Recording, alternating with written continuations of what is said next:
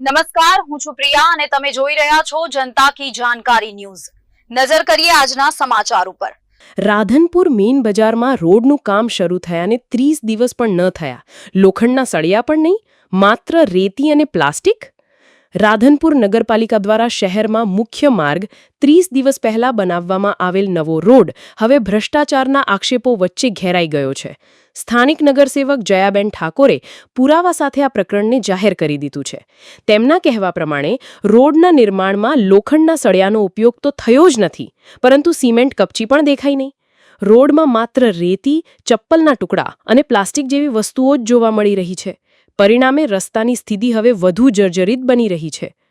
નગરસેવિકા જયાબેન ઠાકોરે મહિલા શહેર પ્રમુખ સમીરાબેન ઘાંચી, કોંગ્રેસ કાર્યકર લીલાબેન મકવાણા તથા સ્થાનિક કાર્યકરો સાથે રોડનું સ્થળ નિરીક્ષણ કર્યું હતું અને સ્થિતિને વિડીયો સ્વરૂપે જનતા સમક્ષ મૂકવામાં આવી છે। તેમણે આક્ષેપ કર્યો કે જનતાના ટેક્સના પૈસા નગરપાલિકાના સત્તાધીશો દ્વારા વેડફવામાં આવી રહ્યા છે અને પોતાના ખિસ્સા ભરવામાં આવી રહ્યા છે। તેઓએ નગરપાલિકા સામે ખુલ્લો પડકાર પણ આપ્યો છે અને માંગણી કરી છે કે તાત્કાલિક રોડના ગુણવત્તા પર તપાસ કરી જવાબદારો સામે કડક પગલાં લેવામાં આવે। નગરસેવક જયાબેન ઠાકોર દ્વારા કરેલ વાયરલ વિડીયો સામેલ છે। રિપોર્ટ અનિલ રામાનુજ, રાધનપુર, પાટણ। સમીરાબેન રુસ્તમભાઈ ઘાંચી, હું શહેર મહિલા કોંગ્રેસ પ્રમુખ।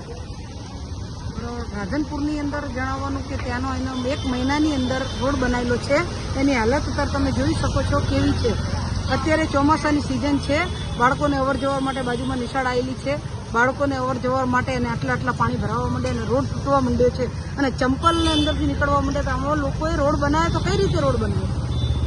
રોડ બનાવ્યો છે તો આની અંદર મટીરિયલ કેવું વાપર્યું છે? રોડના પૈસા આવ્યા તો ક્યાં ગયા? ગ્રાન્ટ કોણે ખાધી? આ જવાબ તો મહિલા અમે પૂછી શકીએ છીએ અને અમે એમને લેખિતમાં રજૂઆત કરશું કે તમે કામ કરો છો તો કઈ રીતે કામ કરો છો, જેથી નગરની અંદર દેખાતું નથી કે આ કામ કર્યું છે। 1 મહિનાની અંદર જો આ રોડની હાલત થઈ ગઈ હોય તો લાંબા દિવસ તો ચોમાસાના 4 મહિના લેવાનું, બરોબર? હમણાં વરસાદ થોડો થઈ જશે એટલે પાણી તરત ભરાવા માંડી જશે।